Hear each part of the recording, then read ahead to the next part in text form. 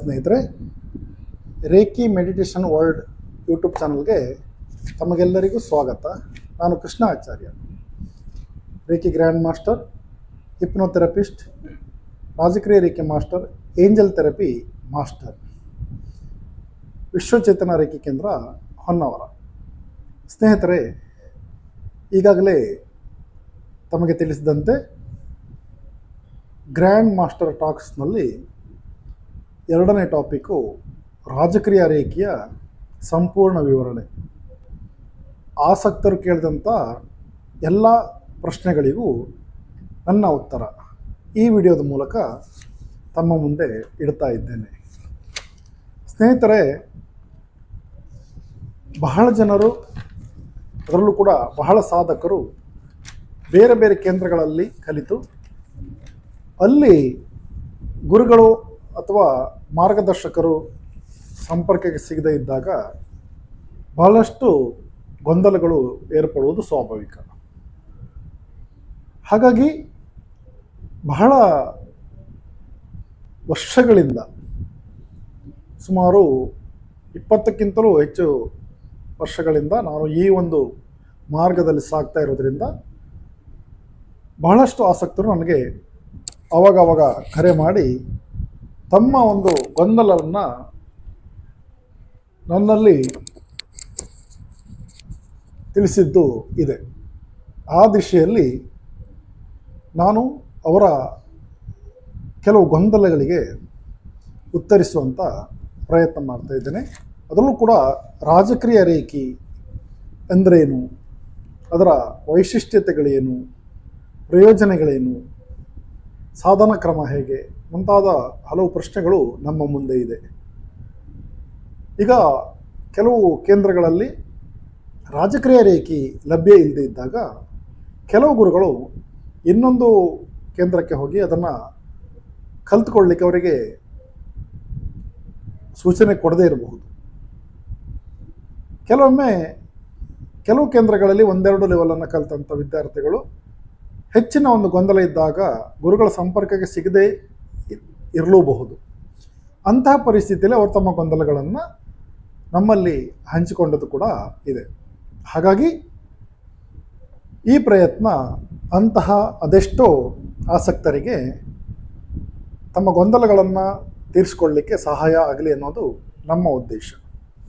ನಮ್ಮ ಕೇಂದ್ರಗಳಲ್ಲಿ ಅಂತಹ ಯಾವುದೇ ಗೊಂದಲಗಳು ಇಲ್ಲ, ಯಾಕೆಂದರೆ ನಾವು ರೆಗ್ಯುಲರ್ ಆಸಕ್ತರಿಗೆ ಕಾಂಟ್ಯಾಕ್ಟಿಗೆ ಸಿಗ್ತಾ ಇದ್ದೇವೆ.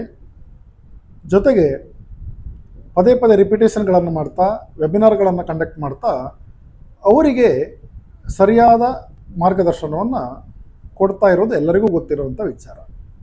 ಅದೇನೇ ಇರಲಿ, ಇವತ್ತಿನ ವಿಡಿಯೋದಲ್ಲಿ ನನ್ನ ಮುಂದೆ ಕೆಲವು ಪ್ರಶ್ನೆಗಳಿರೋದ್ರಿಂದ ಅದಕ್ಕೆ ಉತ್ತರಿಸುವಂಥ ಪ್ರಯತ್ನ ನಾನು ಮಾಡ್ತಾ ಇದ್ದೇನೆ. ಬಹಳ ಜನರಲ್ಲಿ ಒಂದು ಪ್ರಶ್ನೆ, ನಾವು ರೇಖಿ ಸಾಧನೆಯನ್ನು ಮಾಡ್ತಾ ಇದ್ದೇವೆ, ರಾಜಕ್ರಿಯ ರೇಖೆಯ ಅವಶ್ಯಕತೆ ಇದೆಯಾ, ನಾವು ಕಲಿತಂಥ ರೇಖೆಗಿಂತ ಅದು ಹೇಗೆ ಡಿಫ್ರೆಂಟ್ ಆಗಿದೆ ಅನ್ನುವಂಥ ಕುತೂಹಲ ಇದೆ. ಸ್ನೇಹಿತರೆ, ಇವತ್ತು ನಮಗೆ ಸಮಸ್ಯೆ ಬರುವಂಥದ್ದು ಬಹಳ ಮಾರ್ಗದಿಂದ ಬರುತ್ತೆ. ಕೆಲವೊಮ್ಮೆ ಜನ್ಮಾಂತರದಿಂದ ಸಮಸ್ಯೆಗಳು ಬಂದಿರಬಹುದು, ಬ್ಲಾಕೇಜ್ಗಳು ಬಂದಿರಬಹುದು, ಹೆರಿಡಿಟಿಯಿಂದ ಬಂದಿರಬಹುದು, ಕೌಟುಂಬಿಕ ದೇವರುಗಳಿಂದ ಬಂದಿರಬಹುದು, ಶಾಪದಿಂದ ಬಂದಿರಬಹುದು, ವಾಮಾಚಾರದಿಂದ ಬಂದಿರಬಹುದು, ಸ್ವತಃ ನಾವೇ ಕೆಲವು ಸಮಸ್ಯೆಗಳನ್ನು ಸೃಷ್ಟಿಸಿಕೊಂಡಿರಬಹುದು, ಅಥವಾ ನಮ್ಮ ವಾಸ್ತು ದೋಷಗಳು ಕೂಡ ಕಾರಣ ಆಗಿರ್ಬೋದು, ಸ್ಥಳ ದೋಷ ಕೂಡ ಕಾರಣ ಆಗಿರ್ಬೋದು. ಇಂತಹ ಪರಿಸ್ಥಿತಿಯಲ್ಲಿ ಎಲ್ಲ ಥರದ ಸಮಸ್ಯೆಗಳಿಗೆ ಉತ್ತರ ನೀಡುವಂಥ ಒಂದು ಏಕೈಕ ಆಧ್ಯಾತ್ಮ ಮಾರ್ಗ ಅಂದರೆ ರಾಜಕ್ರಿಯ ರೇಖೆ. ಯಾಕೆಂದರೆ ಈ ಥರದ ಎಷ್ಟೋ ಸಮಸ್ಯೆಗಳಿಗೆ ಮಾಡುವಂಥ ಒಂದೇ ಸಾಧನೆಯಲ್ಲಿ ಪರಿಹಾರ ಕ್ರಮಗಳನ್ನು ಇಲ್ಲಿ ಸಂಯೋಗಗೊಳಿಸಿದ್ದಾರೆ. ನಾನೀಗ ತಾನೇ ಹೇಳಿದಂಥ ಎಲ್ಲ ಸಮಸ್ಯೆಗಳಿಗೂ ಸಹಿತ ಬೇರೆ ಬೇರೆ ರೂಟಲ್ಲಿ ಹೋಗ್ತೇವೆ. ನಾವು ಜನ್ಮಾಂತರದ ಸಮಸ್ಯೆಗಳಿದ್ದಾಗ ಹಿಪ್ನೋಟಿಸಮ್ ಮೊರೆ ಹೋಗ್ತೀವಿ. ಆನಂತರ ಬ್ಲಾಕೇಜಸ್ ಹೆವಿ ಇದ್ದಾಗ ಕ್ಷೇತ್ರ ಯಾತ್ರೆ ಇರಬಹುದು, ಅಥವಾ ರಿಗ್ರೆಷನ್ ಥೆರಪಿ ಇರಬಹುದು, ಅದೇ ರೀತಿ ಹಸ್ತಕ್ರಮ ಇರಬಹುದು, ಚಕ್ರ ಬ್ಯಾಲೆನ್ಸಿಂಗ್ ಇರ್ಬೋದು, ಚಕ್ರ ಧ್ಯಾನ ಇರ್ಬೋದು, ಅಥವಾ ಪ್ರಾರ್ಥನೆ ಸಂಕಲ್ಪಗಳಿರ್ಬೋದು. ಇವೆಲ್ಲವೂ ಕೂಡ ನಮಗೆ ರಾಜಕ್ರಿಯ ರೇಖೆಯಲ್ಲಿ ಸಿಗತ್ತೆ. ಹಲವಾರು ಮಾರ್ಗಗಳ ಒಂದು ಸಂಯೋಗ, ಒಂದು ದೊಡ್ಡ ಸಮುದ್ರ ಇದ್ದ ಹಾಗೆಯೇ. ಅದೇ ರೀತಿ ನಿತ್ಯ ಸಾಧನ ಕ್ರಮದ ವಿಚಾರಕ್ಕೆ ಬಂದಾಗ ನಾವಿಲ್ಲಿ ಬಹಳ ಒಂದು ಸರಳತೆಯನ್ನು ಕಾಣ್ಬೋದು. ಈ ರಾಜಕ್ರಿಯ ರೇಖೆ ಅನ್ನುವಂಥದ್ದು ಇಂಡಿಯನ್ ಮತ್ತು ವೆಸ್ಟರ್ನ್ ಮೆಥಡ್ಗಳ ಒಂದು ಸಂಯೋಗ, ಕಾಂಬಿನೇಷನ್. ಅದರಲ್ಲೂ ಕೂಡ ಈಜಿಪ್ತಿಯನ್ ಸಿವಿಲೈಸೇಷನ್ನ ಬಹಳಷ್ಟು ಕಾಂಟ್ರಿಬ್ಯೂಷನನ್ನು ನಾವಿಲ್ಲಿ ನೋಡ್ತೇವೆ. ಈಜಿಪ್ಟ್ ನಾಗರಿಕತೆಯ ಕೆಲವು ದೈವತ್ವ ಸ್ಟ್ರಕ್ಚರ್ ಇದೆಲ್ಲ ಬಂತಲ್ಲಿ. ಇನ್ನು ನಮ್ಮ ಭಾರತೀಯ ಆಧ್ಯಾತ್ಮ ಮಾರ್ಗದ ಬಹಳಷ್ಟು ವಿಚಾರಗಳು ಇಲ್ಲಿ ಸೇರಿಕೊಳ್ಳುತ್ತೆ. ಇನ್ನು ರೇಖೆಗೂ ಮತ್ತು ರಾಜಕೀಯ ರೇಖೆಗೂ ಏನು ವ್ಯತ್ಯಾಸ ಇದೆ? ಇಲ್ಲಿ ಬಹಳ ಇಂಪಾರ್ಟೆಂಟ್ ಆದಂಥ ಡಿಫರೆನ್ಸನ್ನು ನೋಡ್ತೀವಿ. ಯಾಕಂದರೆ ನಮಗೆ ರೇಖೆಯಲ್ಲಿ ಹಸ್ತಕ್ರಮ ಕಂಪಲ್ಸರಿ ಇದೆ 26 ಪಾಯಿಂಟ್ಗೆ. ಇಲ್ಲಿ ರಾಜಕೀಯ ರೇಖೆಯಲ್ಲಿ ಆ ಹಸ್ತಕ್ರಮವನ್ನು ನಾವು ಸೇರಿಸ್ಕೊಳ್ತೇವೆ. ರಾಜಕೀಯದ್ದಾದ ಯಾವುದೇ ಹಸ್ತಕ್ರಮ ಇದರಲ್ಲಿ ಇರುವುದಿಲ್ಲ. ಹಾಗಾಗಿ ರಾಜಕೀಯ ರೇಖೆಯನ್ನು ನಾವು ಕಲಿಯುವಾಗ ರೇಖಿ ಪ್ರಥಮ ಡಿಗ್ರಿಯನ್ನು ಕಂಪಲ್ಸರಿ ಕಲ್ತ್ಕೊಂಡೇ ಬರಬೇಕಾಗತ್ತೆ. 21 ಡೇಸ್ ಪ್ರಾಕ್ಟೀಸನ್ನು ಮಾಡಿ ಕಲ್ತ್ಕೊಂಡು ಬರಬೇಕಾಗುತ್ತೆ. ಅದೇ ರೀತಿ ರೇಖೆಯಲ್ಲಿ ಇರುವ ಹಾಗೆ ಇಲ್ಲಿ ಸಿಂಬಲ್ಸ್ಗಳಿರೋದಿಲ್ಲ. ರೇಖೆಯಲ್ಲಿ ನಾವು ಮಾಸ್ಟರ್ ಡಿಗ್ರಿ ತನಕ 10 ಸಿಂಬಲ್ಗಳನ್ನು ಕಲಿತೀವಿ. ಇಲ್ಲಿ ಯಾವುದೇ ಸಿಂಬಲ್ಗಳಿರೋದಿಲ್ಲ. ಚಕ್ರಧ್ಯಾನ ಇರುತ್ತೆ. ಇನ್ನು ಕಾಸ್ಮಿಕ್ ಎನರ್ಜಿಯಲ್ಲಿ ನಾವು ರೇಖೆಯಲ್ಲಿ ಒಂದೇ ಥರದ ಕಾಸ್ಮಿಕ್ ಎನರ್ಜಿ, ಅದು ನೇರಳೆ ಬಣ್ಣದ ಎನರ್ಜಿಯನ್ನು ನೋಡ್ತೇವೆ. ರಾಜಕೀಯ ರೇಖೆಯಲ್ಲಿ 4 ರಿಂದ 5 ಥರದ ಬೇರೆ ಬೇರೆ ಕಾಸ್ಮಿಕ್ ಎನರ್ಜಿಯನ್ನು ನಾವು ಇಲ್ಲಿ ರಿಸೀವ್ ಮಾಡ್ಕೊಳ್ಳುವಂಥದ್ದು ಪ್ರತಿ ಲೆವೆಲಲ್ಲಿ ಕಾಣುತ್ತೆ ನಮಗೆ. ಇನ್ನು ಉಸುಯಿ ರೇಖೆಯಲ್ಲಿ ನಮಗೆ ಪ್ರಾರಂಭದಲ್ಲೇ ಬೇರೆಯವ್ರಿಗೆ ಹೀಲ್ ಮಾಡುವಂಥ ಪ್ರೊಸೆಸಿಂಗ್ ಇರೋದಿಲ್ಲ. ಆದರೆ ರಾಜಕೀಯ ರೇಖೆಯಲ್ಲಿ ಪ್ರಾರಂಭದಲ್ಲೇ ಬೇರೆಯವರಿಗೂ ಕೂಡ ನಾವು ಹೀಲ್ ಮಾಡುವಂಥ ಒಂದು ಪ್ರಕ್ರಿಯೆಗಳನ್ನು ಕೊಟ್ಟಿರ್ತಾರೆ. ಹಾಗಾಗಿ ಇದು ಬಹಳ ಇಂಪಾರ್ಟೆಂಟ್. ಇಲ್ಲಿ ರೇಖೆಯ ಸಿಂಬಲ್ ಬದಲು ನಾವು ಇಲ್ಲಿ ರಾಜಕೀಯ ರೇಖೆಯಲ್ಲಿ ಟ್ರಿಪಲ್ ಕಿಂಗ್ಸ್ ಚೇಂಬರ್ ಎನ್ನುವಂಥ ಒಂದು ಸ್ಟ್ರಕ್ಚರನ್ನು ನಾವು ಬಳಸ್ಕೊಳ್ತೇವೆ. ಪ್ರೊಟೆಕ್ಷನ್ಗಿರ್ಬೋದು, ಮನೆಗೆ ಒಂದು ವಾಸ್ತುದೋಷಕ್ಕೆ ಅಥವಾ ನೆಗೆಟಿವಿಟಿಯಿಂದ ಪ್ರೊಟೆಕ್ಷನ್ಗೆ ಇರ್ಬೋದು. ಅದೇ ರೀತಿ ಬೇರೆಯವರಿಂದ ಹ್ಯಾರೆಸ್ಮೆಂಟ್ ಆಗ್ತಿದ್ರೆ ಅದಕ್ಕೆ ನಾವು ಪ್ರೊಟೆಕ್ಷನ್ ಹಾಕೊಳ್ಳುವಂಥದ್ದು ಇರ್ಬೋದು. ವೆಹಿಕಲ್ಗೆ ಪ್ರೊಟೆಕ್ಷನ್ ಇರ್ಬೋದು, ಮನೆಗೆ ಪ್ರೊಟೆಕ್ಷನ್ ಇರ್ಬೋದು, ವ್ಯವಸಾಯದ ಭೂಮಿಗೆ ಪ್ರೊಟೆಕ್ಷನ್ ಇರ್ಬೋದು, ಗಿಡ ಮರಗಳಿಗಿರ್ಬೋದು, ಪ್ರಾಣಿ ಪಕ್ಷಿಗಳಿಗಿರ್ಬೋದು. ಎಲ್ಲದಕ್ಕೂ ಕೂಡ ಪ್ರೊಟೆಕ್ಷನ್ ಹಾಕುವಂಥ ಒಂದು ಸ್ವರೂಪ ಈ ರಾಜಕೀಯ ರೇಖೆಯಲ್ಲಿ ನಿಮಗೆ ಬರುತ್ತೆ. ಇನ್ನು ಎಷ್ಟು ಹಂತಗಳಿವೆ ಮತ್ತು ಪ್ರತಿ ಹಂತದಲ್ಲಿ ನಮಗೆ ಅಂತರವನ್ನು ಎಷ್ಟು ಇಟ್ಕೊಳ್ಬೇಕು ಅನ್ನುವಂಥದ್ದು ಒಂದು ಪ್ರಶ್ನೆ. ಇಲ್ಲಿ ಸಾಮಾನ್ಯವಾಗಿ ರಾಜಕೀಯ ರೇಖೆಯಲ್ಲಿ ನಮಗೆ 6 ಲೆವೆಲ್ಗಳು ಕಾಣುತ್ತವೆ.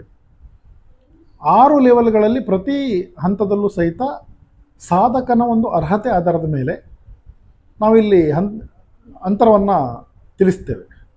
ಸಾಮಾನ್ಯವಾಗಿ ಜನರಲ್ ಆಗಿರುವಂಥದ್ದು 6 ತಿಂಗಳು, ಒಂದು ಲೆವೆಲಿಂದ ಇನ್ನೊಂದು ಲೆವೆಲ್ಗೆ 5 ರಿಂದ 6 ತಿಂಗಳ ಗ್ಯಾಪನ್ನು ಕೊಟ್ಕೊಂಡು ನಾವು ಪ್ರಾಕ್ಟೀಸನ್ನು ಮಾಡಬೇಕು. ಅದು ಯಾರು ಅಬ್ನಾರ್ಮಲ್ಲು ಅಥವಾ ಚಕ್ರ ಇಂಬ್ಯಾಲೆನ್ಸು, ಅವರ ಇಂಬ್ಯಾಲೆನ್ಸು ಅಥವಾ ಕ್ರಿಟಿಕಲ್ ಹೆಲ್ತ್ ಇಶ್ಯೂಸ್ ಇದ್ದವರಿಗೆ ಆ ಥರ ನಾವು ಗ್ಯಾಪನ್ನು ಕೊಡ್ತೇವೆ. ಅದೇ ರೀತಿ ನಾರ್ಮಲ್ ಆಗಿದ್ದಂಥವರು, ತುಂಬ ಪರ್ಫೆಕ್ಟ್ ಆಗಿದ್ದಂಥವ್ರಿಗೆ ನಾವು ಸ್ವಲ್ಪ ಅಲ್ಲಿ ರೆಡ್ಯೂಸ್ ಮಾಡಲಿಕ್ಕೆ ಅಥವಾ ಅಂತರವನ್ನು ಕಮ್ಮಿ ಮಾಡಲಿಕ್ಕೆ ಅವಕಾಶ ಇರೋದ್ರಿಂದ ಅವರ ಎಬಿಲಿಟಿಯನ್ನು ನೋಡಿಕೊಂಡು ಇಂಥಷ್ಟು ಟೈಮಲ್ಲಿ ನೀವು 2ನೇ ಲೆವೆಲ್ 3ನೇ ಲೆವೆಲ್ ಹಾಗೆ ಮಾಡ್ಕೊಳ್ತಾ ಹೋಗ್ಬೋದು ಅನ್ನೋದಕ್ಕೆ ನಾವು ಸಜೆಸ್ಟ್ ಮಾಡ್ತೇವೆ. ಇದು ಅಂತರವನ್ನು ಕಾಯ್ದುಕೊಳ್ಬೇಕಾದಂಥದ್ದು.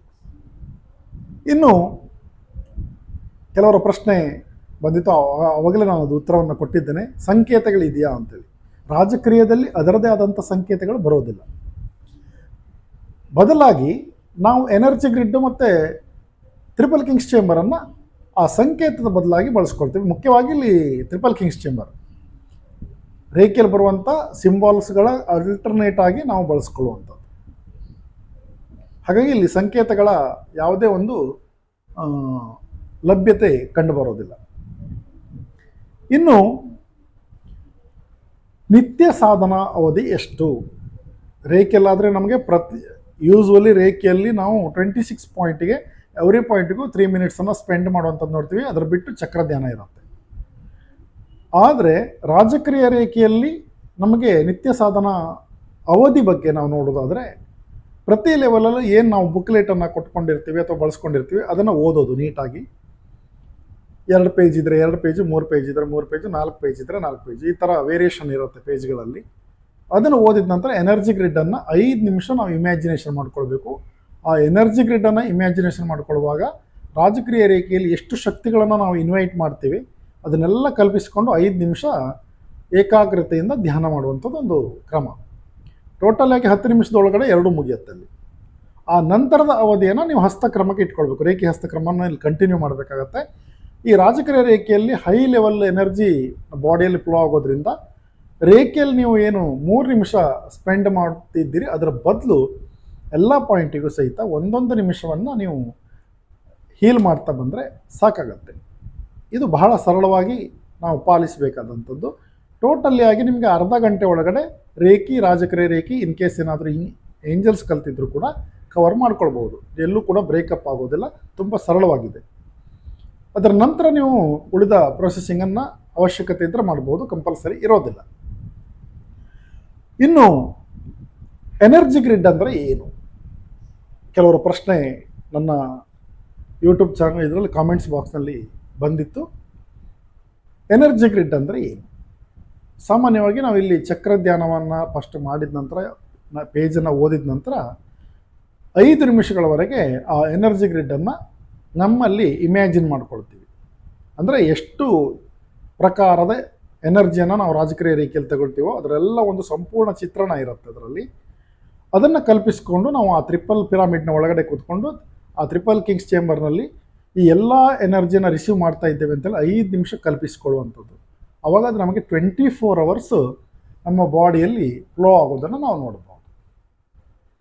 ಇದು ಕಂಪಲ್ಸರಿ ಇರುತ್ತೆ. ಎಷ್ಟೋ ಕೇಂದ್ರಗಳಲ್ಲಿ ಅವರಿಗೆ ಎನರ್ಜಿ ಗ್ರಿಡ್ಡನ್ನು ಕೊಟ್ಟಿರೋದಿಲ್ಲ, ಹಾರ್ಡ್ ಕಾಪಿ ಕೂಡ ಕೊಟ್ಟಿರೋದಿಲ್ಲ, PDF ಅನ್ನು ಕೂಡ ಕೊಟ್ಟಿರೋದಿಲ್ಲ, ಅದರ ಮಹತ್ವದ ಬಗ್ಗೆ ಹೇಳೇ ಇರೋದಿಲ್ಲ. ಹಾಗಿದ್ದಾಗ ನಮ್ಮ ಬಾಡಿಯಲ್ಲಿ ಕಾಸ್ಮಿಕ್ ಎನರ್ಜಿ ಫ್ಲೋ ಆಗಲಿಕ್ಕೆ ಹೆಂಗೆ ಕಾರಣ, ಹೆಂಗೆ ಸಾಧ್ಯ ಅನ್ನೋದು ಕೂಡ ನಮ್ಮ ಮುಂದಿರುವಂಥ ಪ್ರಶ್ನೆ. ರಾಜಕ್ರಿಯ ರೇಖೆಯಲ್ಲಿ 2 ಪೇಜ್ ಓದೋದಕ್ಕಿಂತ ಹೆಚ್ಚಾಗಿ ನಾವು ಎನರ್ಜಿ ಗ್ರಿಡ್ಡನ್ನು ಇಮ್ಯಾಜಿನೇಷನ್ ಮಾಡ್ಕೊಳ್ಳೋದು ತುಂಬ ಇಂಪಾರ್ಟೆಂಟ್ ಇರುತ್ತೆ. ಅದನ್ನು ನಾವು ಮಾಡ್ಕೊಂಡಿಲ್ಲ ಅಂತಂದರೆ ನಮ್ಗೆ ಯಾವುದೇ ರೀತಿಯ ಎನರ್ಜಿ ನಮ್ಮ ಬಾಡಿಯಲ್ಲಿ ಅಷ್ಟು ಒಳ್ಳೆಯ ರೀತಿಯಲ್ಲಿ ಫ್ಲೋ ಆಗೋದಿಲ್ಲ. ನಾವು ಹೆಂಗೆ ಹೀಲಿಂಗನ್ನು ಮಾಡ್ಕೊಳ್ಳಿಕ್ಕೆ ಸಾಧ್ಯತೆ ಇದೆ.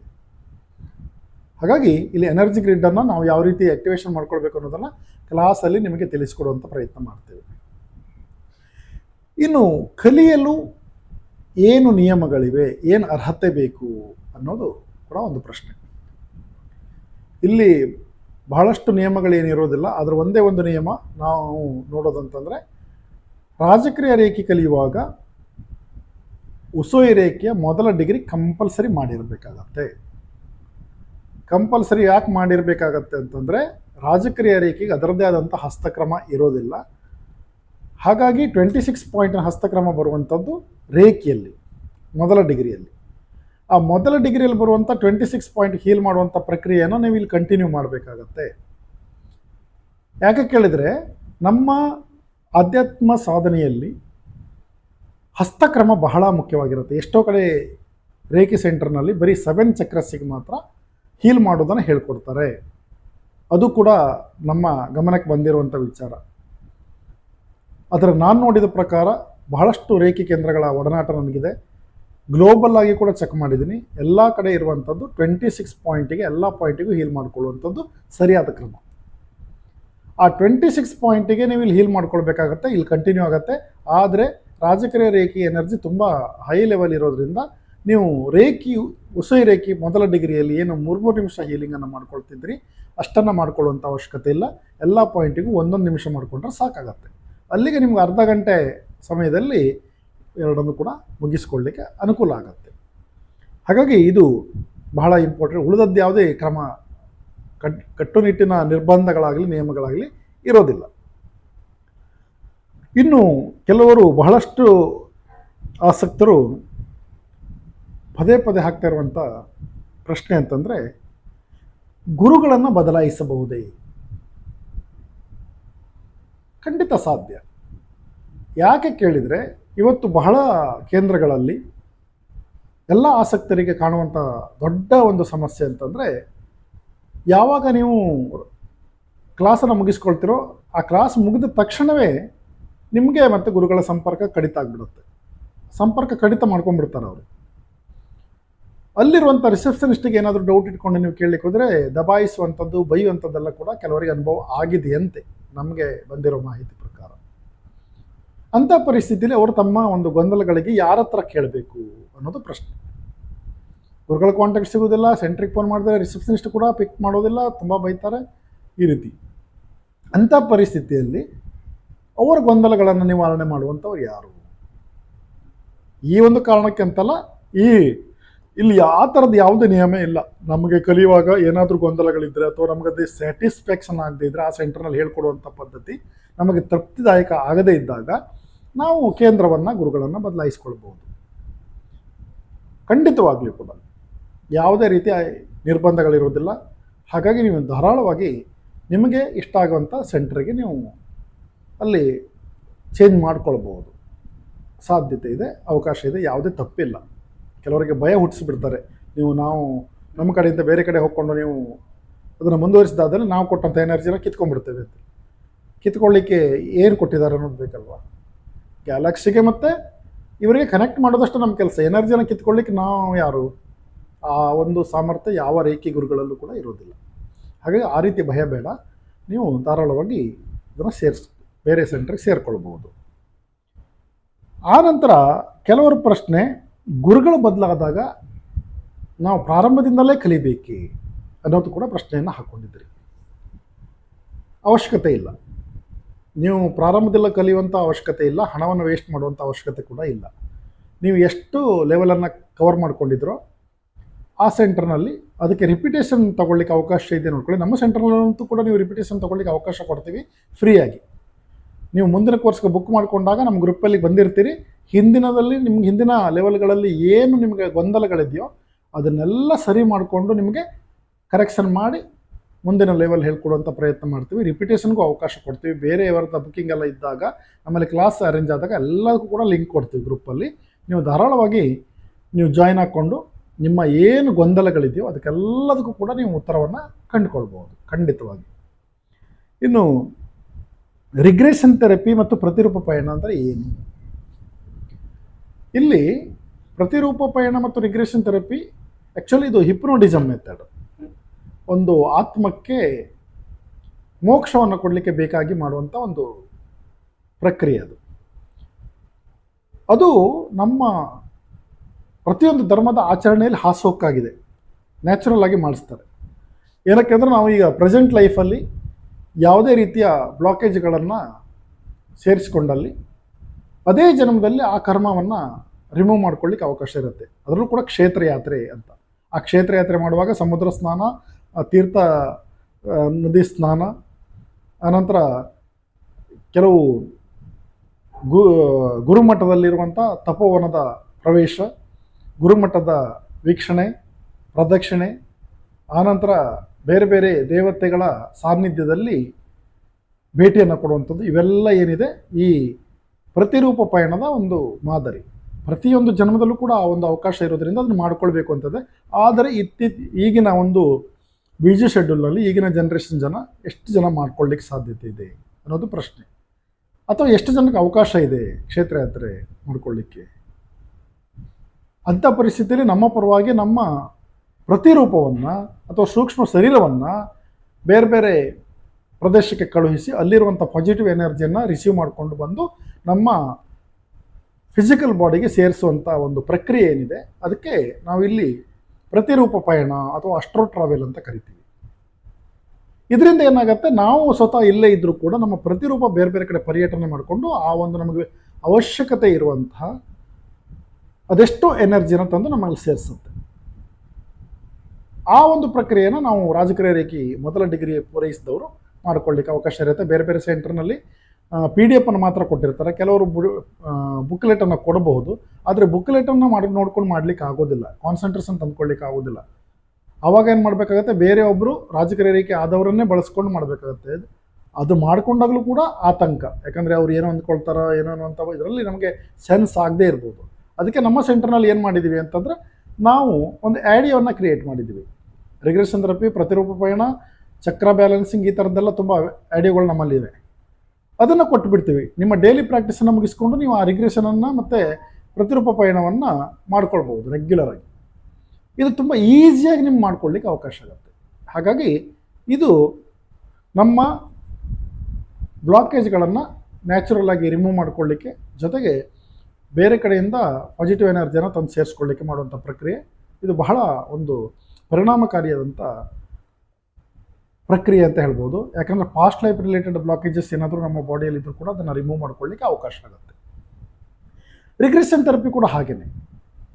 ರಿಗ್ರೆಷನ್ ಥೆರಪಿ ಅಂದರೆ ನಮ್ಮ ಈಗಿನ ವಯಸ್ಸಿನವರೆಗೆ, ಹುಟ್ಟಿದಾಗಿನಿಂದ ಈಗಿನ ವಯಸ್ಸಿನವರೆಗೆ, ತಾಯಿ ಗರ್ಭದಲ್ಲಿ ಇರುವ 9 ತಿಂಗಳ ಅವಧಿಯಿಂದ ಹಿಡಿದು ಇವತ್ತಿನವರೆಗೆ ಏನು ಬ್ಲಾಕೇಜಸನ್ನು ನಾವು ರಿಸೀವ್ ಮಾಡಿದ್ವಿ ಅದನ್ನು 3 ಹಂತಗಳಲ್ಲಿ ಬಿಡುಗಡೆ ಮಾಡುವಂಥದ್ದು. ಆ ವಯಸ್ಸನ್ನು 3 ವಿಭಾಗ ಮಾಡಿಕೊಂಡು ಪ್ರತಿ ವಿಭಾಗದಲ್ಲೂ ಸಹಿತ ರಿಗ್ರೆಷನ್ ಮಾಡಿಕೊಂಡು ಅದನ್ನು ಹೊರಗೆ ಹಾಕುವಂಥದ್ದು. ಅದು ನಮಗೆ ಸೆನ್ಸ್ ಆಗೋದು ಕೂಡ ನಾವು ಕಣ್ಮುಂದೆ ನೋಡಬಹುದು. ಹೆವಿನೆಸ್ ರೂಪದಲ್ಲಿ ಅಥವಾ ಬಾಡಿ ಪೇನ್ ರೂಪದಲ್ಲಿ, ಕಣ್ಣೀರಿನ ರೂಪದಲ್ಲಿ, ವಿಸುವಲ್ ಆದಂಥ ರೀತಿಯಲ್ಲಿ ನಮಗೆ ಅದು ಇದಾಗತ್ತೆ, ಅನುಭವ ಆಗುತ್ತೆ. ಅದು ಕೂಡ ತುಂಬ ಯೂಸ್ಫುಲ್ಲು. ಹಿಪ್ನೋಟಿಸಮ್ ಮೆಥಡಲ್ಲಿ ಇದಕ್ಕೆ ಅಲ್ಲಿ ಕಾಂಬಿನೇಷನ್ ಮಾಡಿಕೊಂಡು ಅದನ್ನು ಮಾಡಿಸ್ಕೊಳ್ಳುವಂಥದ್ದು ರಾಜಕೀಯ ರೇಖೆಯಲ್ಲಿ ಅದು ಆಗಿದೆ. ಹಾಗಾಗಿ ಇದು 2 ಪ್ರಕ್ರಿಯೆ ಕೂಡ ಬಹಳ ಇಂಪಾರ್ಟೆಂಟ್ ಆಗುತ್ತೆ. ಇನ್ನು ಕೆಲವರು ಪ್ರಶ್ನೆ ಹಾಕಿದರೆ, ಸರ್ ಇದು ಯಾವ ದೇಶದ ಪದ್ಧತಿ ಅಂತ. ಸರ್ವಾಂತರ್ಯಾಮಿ, ಯಾವ ದೇಶಕ್ಕೆ ಸೀಮಿತವಾದದ್ದಲ್ಲ. ಆದರೆ ನಾವು ಸಾಮಾನ್ಯವಾಗಿ ಬಳಸ್ಕೊಳ್ತಾ ಇರುವಂಥದ್ದು ಈಜಿಪ್ತಿಯನ್ ಸಿವಿಲೈಸೇಷನ್ಸ್, ಅಂದರೆ ಈಜಿಪ್ತಿಯನ್ ನಾಗರಿಕತೆಯ ಕೆಲವು ಮೆಥಡ್ಗಳನ್ನು ಇಲ್ಲಿ ಇನ್ಕ್ಲೂಡ್ ಮಾಡಿದ್ದಾರೆ. ಪೂರ್ಣವಾಗಿ ಈಜಿಪ್ತಿಯನ್ ಮೆಥಡ್ ಅಲ್ಲ. ನಮ್ಮ ಇಂಡಿಯನ್ ಮೆಥಡು ಕೂಡ ಬಹಳ ಇದೆ ಇದರಲ್ಲಿ, ಅದರೊಟ್ಟಿಗೆ ಸೇರಿಸ್ಕೊಂಡಿದ್ದಾರೆ. ಏಂಜಲ್ಸ್ನ ಕೆಲವು ಸ್ವರೂಪಗಳು ಕೂಡ ಬರ್ತವೆ ಇಲ್ಲಿ. ಹಾಗಾಗಿ ಈ ಒಂದು ಮೆಥಡ್ನಲ್ಲಿ ಯಾವುದೇ ಒಂದು ಧರ್ಮಕ್ಕೆ ಅಥವಾ ಯಾವುದೇ ಒಂದು ದೇಶಕ್ಕೆ ಸೀಮಿತವಾದಂಥ ವಿದ್ಯೆ ಅಲ್ಲ. ಎಲ್ಲ ದೇಶದವರು ಎಲ್ಲರೂ ಕೂಡ ಬಳಸ್ಕೊಳ್ಳುವಂಥ ವಿದ್ಯೆ, ಎಲ್ಲ ಸಮಾಜದಲ್ಲೂ ಕೂಡ ಬಳಸ್ಕೊಳ್ತಾ ಇದ್ದೀವಿ. ನಮ್ಮ ಆಧ್ಯಾತ್ಮಿಕ ಸಾಧನೆಯಲ್ಲಿ ಇದೊಂದು ದೊಡ್ಡ ಸಮುದ್ರ ಅಂತ ಹೇಳ್ಬೋದು. ಬಹಳಷ್ಟು ನಾಲೆಜ್ಗಳು ನಮಗೆ ಸಿಗ್ತವೆ. ಕರ್ಮ ಸಿದ್ಧಾಂತದ ಆಧಾರದ ಮೇಲೆ ನಮಗಿದು ರಚನೆ ಆಗಿರುವಂಥದ್ದು. ದೇವತಾ ಸಾಮ್ರಾಜ್ಯದ ಕಾನ್ಸೆಪ್ಟ್ ಏನಿದೆ, ಮೋಕ್ಷ, ಆತ್ಮ ಸಾಕ್ಷಾತ್ಕಾರ, ಇವೆಲ್ಲ ಕೂಡ ಕಾನ್ಸೆಪ್ಟ್ ಇದರಲ್ಲಿ ಸಿಗುತ್ತೆ ನಿಮಗೆ. ಒಬ್ಬ ವ್ಯಕ್ತಿ ಆಧ್ಯಾತ್ಮಿಕ ಸಾಧಕನಾದವನು ಏನೇನು ನಿರೀಕ್ಷೆ ಇಟ್ಕೊಂಡಿದ್ದಾನೋ ಅದು ಎಲ್ಲವನ್ನು ನಾವು ಈ ರಾಜಕೀಯ ರೇಖೆಯಲ್ಲಿ ಪಡೀಬಹುದು. ಹಾಗಾಗಿ ಇದೊಂದು ಪರಿಪೂರ್ಣವಾದಂಥ ಮೆಡಿಟೇಷನ್ ಲೈನ್ ಅಂತ ನಾವು ಹೇಳಲಿಕ್ಕೆ ಯಾವುದೇ ರೀತಿಯ ಸಂಕೋಚ ಬೇಡ. ಇನ್ನು ಎಷ್ಟು ಪ್ರಕಾರದ ಎನರ್ಜಿ ಇದರಲ್ಲಿ ನಾವು ರಿಸೀವ್ ಮಾಡ್ತೀವಿ ಅನ್ನುವಂಥದ್ದು ಕೆಲವರ ಪ್ರಶ್ನೆ. ಸಾಮಾನ್ಯವಾಗಿ ನಾವು ರೇಖೆಯಲ್ಲಿ ನೇರಳೆ ಬಣ್ಣದ ಎನರ್ಜಿಯನ್ನು ಮಾತ್ರ ರಿಸೀವ್ ಮಾಡುವಂಥದ್ದು ನೋಡ್ತೀವಿ. ಆದರೆ ಇಲ್ಲಿ ಲೆವೆಲ್ ವೈಸ್ ಬೇರೆ ಬೇರೆ ಎನರ್ಜಿ ಕೂಡ ರಿಸೀವ್ ಆಗುತ್ತೆ. ಮೊದಲ ಡಿಗ್ರಿಯಲ್ಲಿ ವೈಟ್ ಮತ್ತು ವೈಲೆಟ್ ಬರುತ್ತೆ, ಸೆಕೆಂಡ್ ಡಿಗ್ರಿಯಲ್ಲಿ ಗೋಲ್ಡನ್ ಬರುತ್ತೆ, ಥರ್ಡ್ ಡಿಗ್ರಿಯಲ್ಲಿ ಪ್ಲಾಟಿನಮ್ ಬರುತ್ತೆ, 5th ಲೆವೆಲಲ್ಲಿ ಡಾಲ್ಫಿನ್ ಎನರ್ಜಿ ಬರುತ್ತೆ. ಅದೇ ರೀತಿ ನಮ್ಮ ಬ್ರಹ್ಮಾಂಡದಲ್ಲಿ ಎಷ್ಟು ಕಲರಿಂಗ್ ಇರುತ್ತೋ ಅಷ್ಟೇ ಕಲರ್ ನಮ್ಮ ಚಕ್ರದಲ್ಲಿದೆ. ಅದಕ್ಕೆ ಸಂಬಂಧಪಟ್ಟಂಥ ಕಿರಣಗಳು ನಾವಿಲ್ಲಿ ರಿಸೀವ್ ಮಾಡಿಕೊಳ್ಳುವಂಥ ಪ್ರಕ್ರಿಯೆ ಬರೋದ್ರಿಂದ ಎಲ್ಲ ಚಕ್ರಗಳು ಈಸಿಯಾಗಿ ಬ್ಯಾಲೆನ್ಸ್ ಬರಲಿಕ್ಕೆ ಅವಕಾಶ ಆಗುತ್ತೆ. ಹಾಗಾಗಿ ಇಲ್ಲಿ ಬಹಳಷ್ಟು ಎನರ್ಜಿಯನ್ನು ನಾವು ರಿಸೀವ್ ಮಾಡೋದನ್ನು ನೋಡ್ತೇವೆ ಪ್ರತಿ ಲೆವೆಲಲ್ಲೂ ಕೂಡ. ಇನ್ನು ಈ ಒಂದು ಪದ್ಧತಿಯನ್ನು ಆನ್ಲೈನ್ ಅಥವಾ ಆಫ್ಲೈನಲ್ಲಿ ಮಾತ್ರ ಕಲಿಬೇಕಾ ಅನ್ನುವಂಥದ್ದು ಕ್ವಶನ್. ಇದು ಆನ್ಲೈನಲ್ಲೂ ಕೂಡ ಕಲಿಬಹುದೇ? ಖಂಡಿತವಾಗಿ ಕಲಿಬಹುದು. ಯಾಕಂದರೆ ನಿಮಗಿಲ್ಲಿ ಬೇರೆಯವರಿಗೆ ಉಪಚರಿಸುವಂಥ ಮೆಥಡು ಕೂಡ ನಿಮಗೆ ಡಿಸ್ಟೆನ್ಸೇ ಇರುತ್ತೆ. ಅದೇ ರೀತಿ ಕಲಿಯುವಂಥದ್ದು ಕೂಡ ಪ್ರಕ್ರಿಯೆಯಲ್ಲಿ ನಿಮ್ಗೆ ಆನ್ಲೈನಲ್ಲಿ ಕಲಿಬೋದು. ನಮ್ಮಲ್ಲಿ ಗೂಗಲ್ ಮೀಟಲ್ಲಿ ನಿಮಗೆ ಕ್ಲಾಸ್ ಅರೇಂಜ್ ಮಾಡ್ತೀವಿ, ಲೈವಲ್ಲೇ ನಿಮಗೆ ಕ್ಲಾಸ್ ಆಗುತ್ತೆ. ಕೆಲವರು ಫೋನ್ನಲ್ಲಿ ಕ್ಲಾಸ್ ಕೊಡೋದನ್ನು, ಅಟೆಂಡ್ಮೆಂಟ್ ಕೊಡೋದನ್ನು ನೀವು ನೋಡಿರ್ಬೋದು. ನಮ್ಮಲ್ಲಿ ಹಾಗಲ್ಲ, ಗೂಗಲ್ ಮೀಟಲ್ಲಿ ಲೈವ್ ಕ್ಲಾಸಲ್ಲಿ ನಿಮಗೆ ಅಟೆಂಡ್ಮೆಂಟ್ ಸಿಗುತ್ತೆ. ಇಲ್ಲ ನಿಮಗೆ ಆಫ್ಲೈನ್ ಬರುವಂಥ ಇಚ್ಛೆ ಇದ್ದರೆ ಡೈರೆಕ್ಟಾಗಿ ನೀವು ಬರ್ಬೋದು, ನಮ್ಮ ಸೆಂಟ್ರಿಗೆ ಬರ್ಬೋದು, ಅದಕ್ಕೂ ಕೂಡ ಅವಕಾಶ ಇರುತ್ತೆ. ಹಾಗಾಗಿ ಇದು ಈ ರೀತಿಯ ಒಂದು ಅವಕಾಶ ಇರೋದ್ರಿಂದ ಆನ್ಲೈನು ಆಫ್ಲೈನಲ್ಲಿ ನೀವು ಕಲೀಲಿಕ್ಕೆ ಅವಕಾಶ ಇರುತ್ತೆ. ನಾವು ಕೂಡ ಇದಕ್ಕೆ ಆಡಿಯೋ ಕೂಡ ಕೊಡ್ತೀವಿ, ಹಾರ್ಡ್ ಕಾಪಿ ಕೊಡ್ತೀವಿ, PDF ಕೂಡ ಕೊಡ್ತೀವಿ. ಹಾಗಾಗಿ ಯಾವುದೇ ರೀತಿ ಸಂಕೋಚ ಬೇಡ, ನಿಮಗೆ ಆಸಕ್ತಿ ಇದ್ದರೆ ಕಲಿಯಬಹುದು. ಇನ್ನು ಸಂಪೂರ್ಣವಾಗಿ ರಾಜಕೀಯ ರೇಖೆಯಲ್ಲಿ ರೇಖಿ ಸಾಧಕನಾಗಿದ್ದವನು ಅವನ ಅರ್ಹತೆ ಆಧಾರದ ಮೇಲೆ ಬಹಳ ಬೇಗ ಕೂಡ ಮಾಸ್ಟರ್ ಡಿಗ್ರಿಯನ್ನು ಪೂರೈಸ್ಬೋದು. ಅವರಲ್ಲಿ ಅರ್ಹತೆಯ ಕೊರತೆ ಇದ್ದಾಗ ಸ್ವಲ್ಪ ನಿಧಾನ ಕೂಡ ಆಗಬಹುದು. ಅದು ಅವರವರ ವೈಯಕ್ತಿಕ ಸಾಮರ್ಥ್ಯಕ್ಕೆ ಸಂಬಂಧಪಟ್ಟಂತೆ ನಾವು ಡಿಗ್ರಿಯನ್ನು ಮುಗಿಸ್ಕೊಳ್ಳಿಕ್ಕೆ ಅವಕಾಶ ಆಗುತ್ತೆ. ಇನ್ನು ನಮ್ಮ ಕೇಂದ್ರದಲ್ಲಿ ನಿಮಗೆ ಇದೇ ಒಂದು ವಿಚಾರದಲ್ಲಿ ಇರ್ಬೋದು ಅಥವಾ ಬೇರೆ ಬೇರೆ ಕೋರ್ಸ್ಗಳಲ್ಲಿ ಇರ್ಬೋದು, ನಾವು ರಿಪಿಟೇಷನನ್ನು ನಿಮಗೆ ಕೊಡಿಸ್ತೇವೆ, ಎಲ್ಲೂ ಡೌಟ್ಸ್ ಇರಬಾರ್ದು ಅಂಥೇಳಿ. ಅದೇ ರೀತಿ ನಿಮಗೆ ವೆಬಿನಾರನ್ನು ಕಂಡಕ್ಟ್ ಮಾಡ್ತೀವಿ. ವೆಬಿನಾರ್ ಕೂಡ ರೆಗ್ಯುಲರ್ ಆಗ್ತಾ ಇರುತ್ತೆ. ಮತ್ತು ಪ್ರತಿದಿನ ರಾತ್ರಿ 8:30 ಮೇಲೆ ನಿಮಗೆ ಡೈರೆಕ್ಟಾಗಿ ನಾನು ಕಾಂಟ್ಯಾಕ್ಟಿಗೆ ಸಿಗ್ತೀನಿ. ನೀವು ಅವಾಗೂ ಕೂಡ ನನಗೆ ಸಂಕೋಚ ಇಲ್ಲದೆ ಮಾತಾಡ್ಬೋದು, ಡೌಟ್ಸನ್ನು ಕೇಳ್ಬೋದು. ಈ ಎಲ್ಲ ಅವಕಾಶ ನಮ್ಮಲ್ಲಿರುತ್ತೆ. ಹಾಗಾಗಿ ಈ ಸಾಧಕರು ಕೇಳಿದಂಥ ಇಷ್ಟು ಗೊಂದಲಗಳಿಗೆ ನಾನು ಉತ್ತರಿಸುವಂಥ ಪ್ರಯತ್ನ ಮಾಡಿದ್ದೇನೆ ಈ ಗ್ರ್ಯಾಂಡ್ ಮಾಸ್ಟರ್ ಟಾಕ್ಸ್ ಅನ್ನುವಂಥ ಸಬ್ ಟೈಟಲ್ನ ಅಡಿಯಲ್ಲಿ. ಇನ್ನು ಮುಂದಿನ ದಿನಗಳಲ್ಲಿ ಇನ್ನಷ್ಟು ಪ್ರಶ್ನೆಗಳನ್ನು ಇಟ್ಕೊಂಡು ನಿಮ್ಮ ಮುಂದೆ ಬರ್ತೇನೆ. ಹಾಗಾಗಿ ನಿಮಗೆ ಇನ್ನೂ ಏನಾದರೂ ಡೌಟ್ಗಳಿದ್ದರೆ ನಮ್ಮ ವಿಡಿಯೋದ ಕಮೆಂಟ್ಸಲ್ಲಿ ತಿಳಿಸ್ಬೋದು. ನಿಮಗೆ ಅದಕ್ಕೆ ತಿಳಿಸುವಂಥ ಪ್ರಯತ್ನ ನಾವು ಮಾಡ್ತೀವಿ. ಹಾಗಾಗಿ ಈ ವಿಡಿಯೋ ತಮಗೆ ಇಷ್ಟ ಆದಲ್ಲಿ ಇದನ್ನು ಲೈಕ್ ಮಾಡಿ, ಶೇರ್ ಮಾಡಿ, ಸಬ್ಸ್ಕ್ರೈಬ್ ಮಾಡಿ ಅಂತ ಹೇಳ್ತಾ, ಈ ನನ್ನ ಒಂದು ಪ್ರಯತ್ನ ಅದೆಷ್ಟೋ ಗೊಂದಲಗಳಿಗೆ ಉತ್ತರ ಕೊಟ್ಟಿದೆ ಅನ್ನುವಂಥದ್ದು ನನ್ನ ಒಂದು ನಂಬಿಕೆ. ಹಾಗಾಗಿ ಪುನಃ ನಿಮಗೆ ನಮಸ್ಕರಿಸುತ್ತಾ ಈ ಒಂದು ವಿಡಿಯೋವನ್ನು ಮುಗಿಸ್ತಾ ಇದ್ದೀನಿ. ನಮಸ್ಕಾರ.